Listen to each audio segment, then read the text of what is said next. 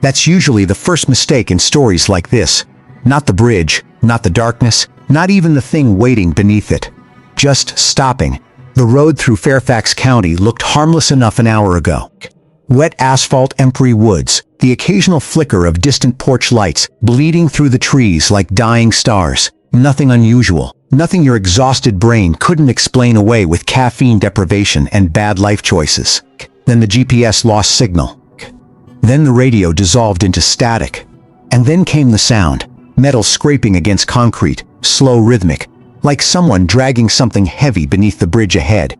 You tell yourself, it's construction equipment. Maybe loose chains, maybe an animal hit by a truck. Your brain is trying very hard to protect you right now. That's cute. Rainwater taps softly against the windshield while your headlights stretch across the old overpass. Rusted steel beams glisten in the dark. The air outside carries the smell of wet leaves, engine heat, and something older underneath it all. Something sour, like sweat trapped inside old fabric for far too long. Then you see him, standing below the bridge, tall, motionless. A white rabbit costume stained gray by mud and rainwater. One ear bent sideways, the oversized mascot head tilted just slightly upward toward your car. Watching, you can't see his eyes. That somehow makes it worse. Your fingers instinctively lock the doors. A completely reasonable decision. Unfortunately, the sound beneath the bridge suddenly changes direction. Closer now. Sklop! Metal dragging across pavement. Your breathing becomes louder inside the car. The kind of loud that makes you painfully aware you're still alive. The kind predators probably appreciate. The figure still hasn't moved. That's the problem. Predators chase. Predators run. But something standing perfectly still in the middle of nowhere at 2 a.m.? That thing already thinks it has control. And the truly disturbing part? This isn't just another internet ghost story people invented for cheap clicks and Reddit karma. At least. That's not what the residents near Colchester Overpass have been whispering for over 50 years.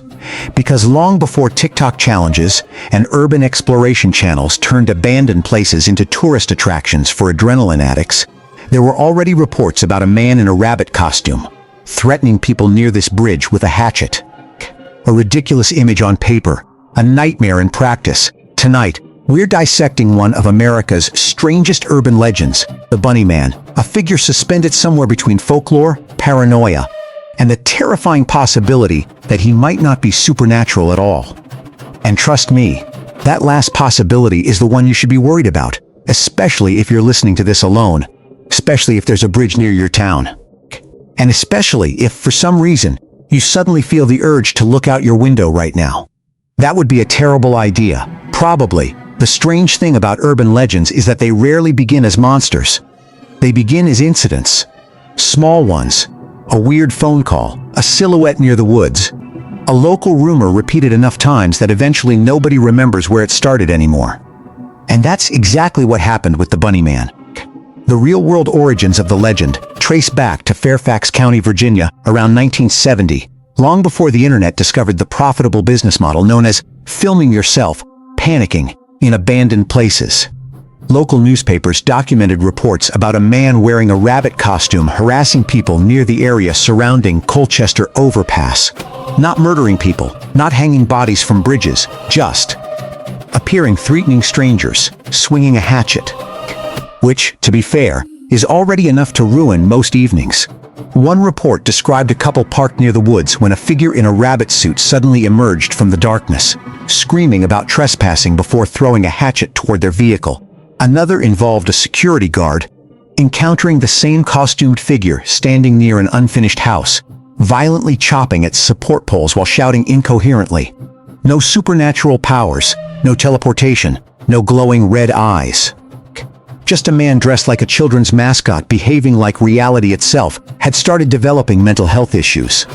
And honestly, that's what makes the story work, because the human brain is deeply uncomfortable with incomplete information. We crave explanations, pores, conclusions. It's survival instinct. If our ancestors heard something moving in tall grass and failed to identify it quickly enough, they usually became part of another predator's balanced diet. So when communities encounter something unexplained, the brain begins filling gaps automatically. That's where the real Bunny Man stopped being a strange local incident and became folklore. Over the years, the story mutated. People added escaped asylum patients, mass killings, children disappearing beneath the bridge, bodies hanging from the tunnel ceiling. None of those details were ever verified. Didn't matter. Fear doesn't need evidence. It needs repetition. And repetition is something humans are terrifyingly good at, especially online. Every retelling made the Bunny Man less human and more symbolic. He became the embodiment of isolated American suburbs, the kind of places where streets become empty too early at night, where forests sit uncomfortably close to people's backyards, and where silence itself starts sounding suspicious after midnight. The bridge helped too. Urban legends love bridges. A bridge is psychological catnip for horror stories because it represents transition. One side becomes safety, the other becomes uncertainty. Your brain automatically treats crossing spaces like that differently. It heightens alertness. In folklore across dozens of cultures, bridges are places where reality weakens. Spirits cross there, bad things wait there, and under Colchester Overpass, something else started growing. Expectation. That's the dangerous part. By the 1990s and early 2000s, teenagers began visiting Bunny Man Bridge as a ritual. Drive there after midnight, park beneath the tunnel, say his name, wait for noises, wait for movement, wait for proof. And eventually, the brain gives them exactly what they came looking for. Because fear is incredibly efficient at manufacturing patterns out of darkness. A tree branch becomes a silhouette, wine becomes footsteps. Rust pipes become breathing. The more people heard the legend, the more they anticipated seeing something. And anticipation is where paranoia starts breeding. That's why the Bunny Man never needed to become supernatural. He already occupied something much more powerful. The imagination, a place where logic dies surprisingly fast once adrenaline enters the bloodstream. But among all the details repeated across decades of stories, police reports, and whispered late-night dares, there's one element that appears again and again. One detail people describe almost identically. Not the rabbit suit, not the bridge, the smell, a damp, rotting odor beneath the tunnel, like mildew, wet fabric. And something underneath it all, something metallic, like rust or old blood, which raises an uncomfortable question. What exactly was rotting under that bridge for so many years? Most horror creatures survive because they're powerful. The Bunny Man survives because your brain does half the work for him. That's the genius of the legend. He doesn't need supernatural abilities. He doesn't need cursed rituals or ancient prophecies. He just needs darkness, uncertainty, and a human nervous system already operating at 140 beats per minute. Because once fear enters the body, the brain becomes a terrible witness. Let's start with the costume. Rabbits are supposed to feel harmless, friendly, safe. They belong in children's books, shopping mall Easter events, and deeply uncomfortable family photographs from 2007. Your brain associates them with softness and familiarity. The Bunny Man corrupts that instinct completely. The oversized mascot head becomes distorted in low lighting. The artificial smile stops looking cheerful and starts looking frozen, dead.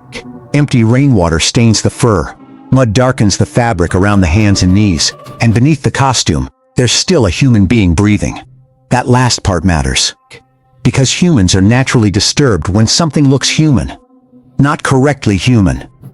Psychologists call this the uncanny valley. The closer something gets to normal human appearance without fully achieving it, the more discomfort it creates. Clowns trigger it. Broken mannequins trigger it. Mascot costumes trigger it too, especially when they stand completely still. And that's the detail most Bunny Man sightings have in common: stillness. Witnesses rarely describe him charging at people immediately. They describe seeing him motionless beneath the bridge or near the trees, silently observing before moving at all. That behavior activates a deeply ancient survival response. A predator that doesn't rush usually doesn't need to. It already believes. Escape is unlikely. Your body understands this before your conscious mind does. That's why people report the same physical symptoms near places associated with the legend. Cold skin, shallow breathing, tunnel vision, the sensation of being watched. Hypervigilance. The human nervous system entering emergency mode. And unfortunately for modern society, emergency mode pairs beautifully with isolation. Most Bunny Man stories happen in places where help feels psychologically distant. Empty roads, forested suburbs, abandoned tunnels, weak phone signals. The kinds of environments where silence stops feeling peaceful and starts feeling wrong. The more isolated you feel, the more aggressively the brain scans for threats. Every sound becomes suspicious.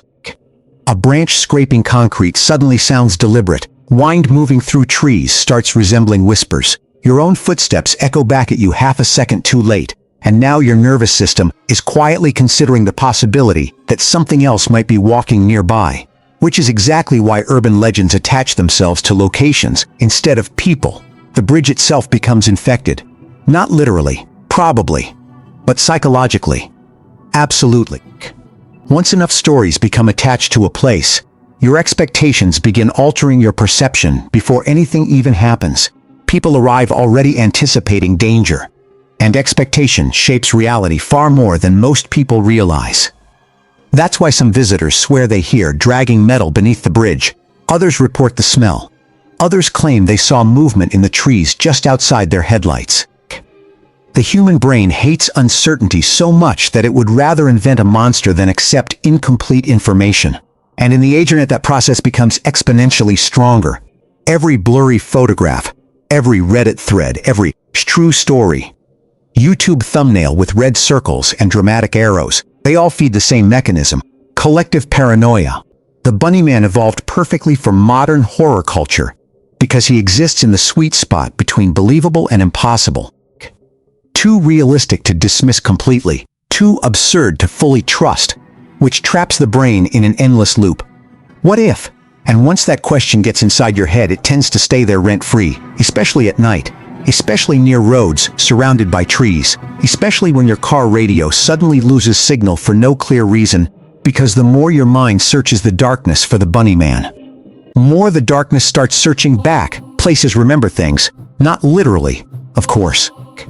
Concrete doesn't store trauma. Steel beams don't absorb evil energy. Most abandoned tunnels are just abandoned tunnels, but human beings? Human beings absolutely infect places with fear, and Bunnyman Bridge is a perfect example of that process mutating into something far uglier over time, because the bridge itself is terrifying long before the legend even enters the conversations. Look at it closely. The tunnel is narrow, claustrophobic. The ceiling hangs low enough to make your body instinctively tense as you pass beneath it. Rust stains drip down the concrete walls like old water damage that never fully dried. Down behaves strangely there too. Footsteps echo too long. Metal creaks without visible movement. Every passing train turns the structure into a vibrating steel coffin for a few seconds. Your nervous system notices all of this immediately, even if you pretend it doesn't, especially the lighting, or more accurately, the lack of it. Human beings evolved to fear incomplete visual information. Darkness forces the brain into prediction mode. It starts filling missing details automatically, because uncertainty was historically lethal to our species. That shadow near the tunnel entrance? Probably nothing. But probably is a terrible word when your survival instincts activate. And Bunnyman Bridge operates as what psychologists call a liminal space, a place that exists between destinations. Not home, not wilderness.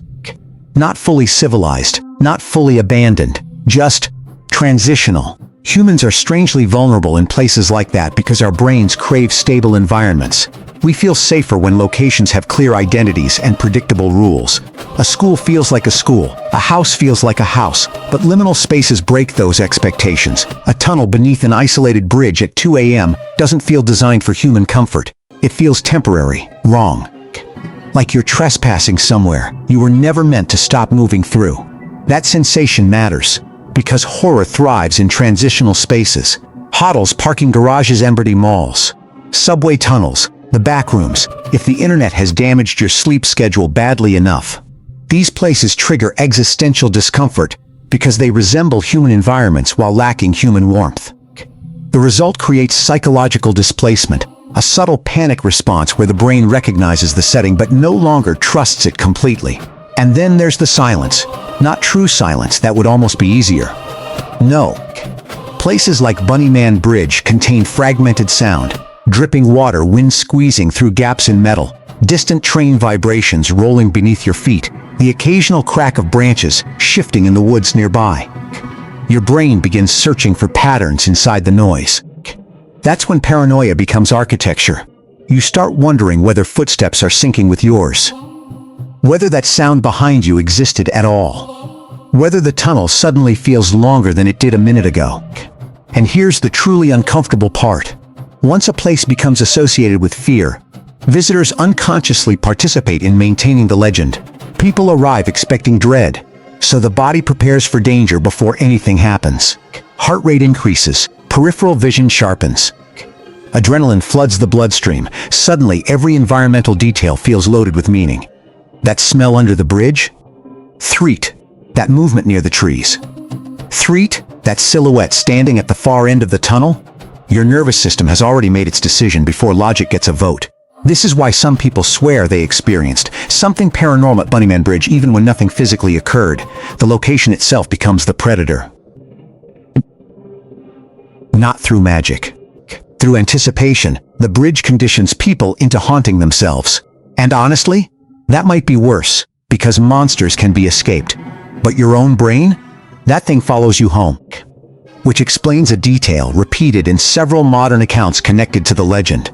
People don't just report fear while standing beneath the bridge. They report fear afterward, driving home alone, checking mirrors too often, hearing faint noises outside the house later that night, feeling watched near dark windows. As if the encounter doesn't end once you leave, as if some part of the bridge leaves with you. And maybe that's the final trick of the Bunnyman legend. Not making you afraid of the tunnel, making you wonder if you ever truly left it. At some point, the Bunnyman stopped being a man. That's what urban legends eventually do. They shed reality like dead skin and become something larger, stranger, and far more durable than the original event ever was. A real person can disappear. An idea doesn't. Especially not online. The internet changed horror permanently because it transformed fear into participation. Older legends were local. You heard them from friends, cousins, someone's exhausted uncle after 3 beers and several questionable life decisions. But digital horror spreads differently. Now fear travels through Reddit threads at 3 a.m., grainy TikTok videos, YouTube documentaries narrated by people who sound emotionally haunted, and comment sections full of strangers claiming, "Dude, this actually happened to me." That last part matters more than people realize, because the human brain is deeply vulnerable to repeated testimony. The more often we encounter the same story, the more legitimate it begins to feel emotionally, even when logic says otherwise. Psychologists call this the illusory truth effect. The internet calls it, "Bro, trust me." And Bunnyman thrives inside that ecosystem.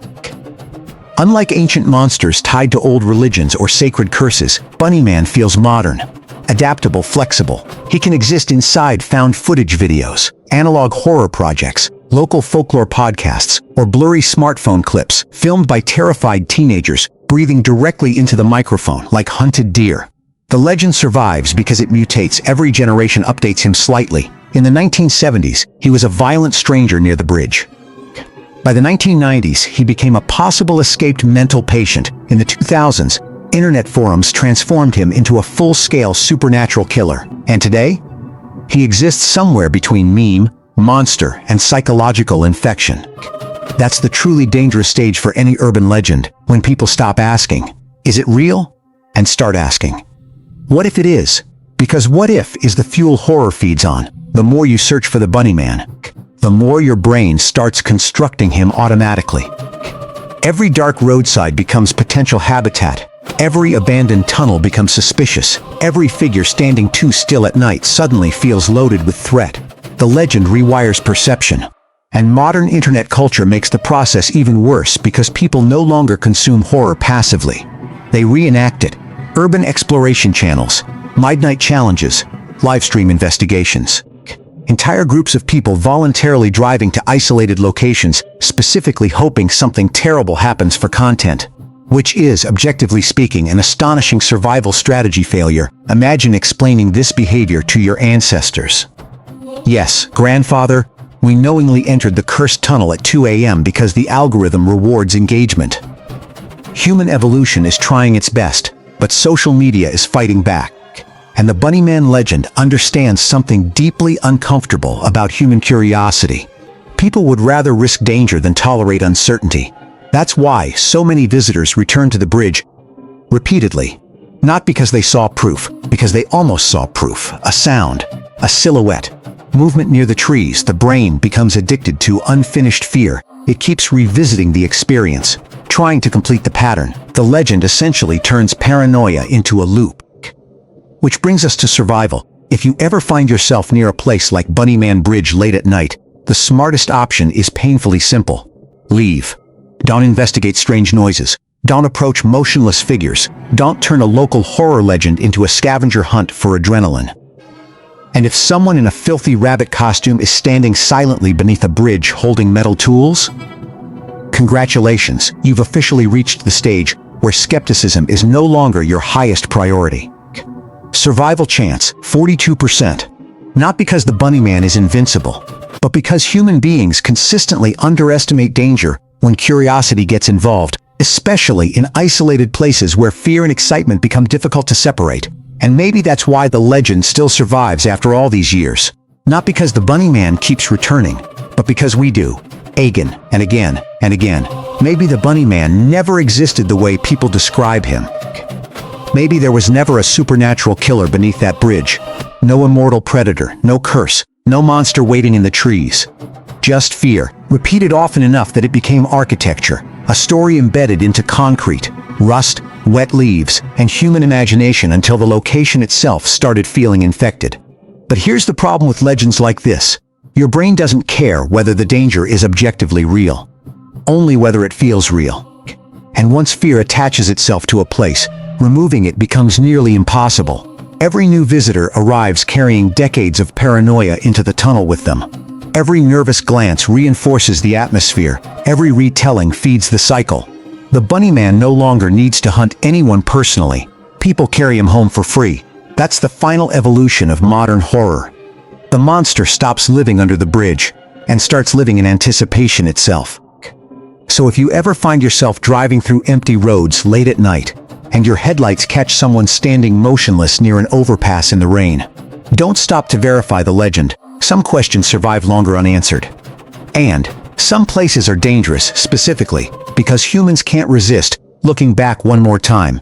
Stay safe out there, and maybe avoid bridges that locals refuse to talk about after dark. Sweet dreams, if you can.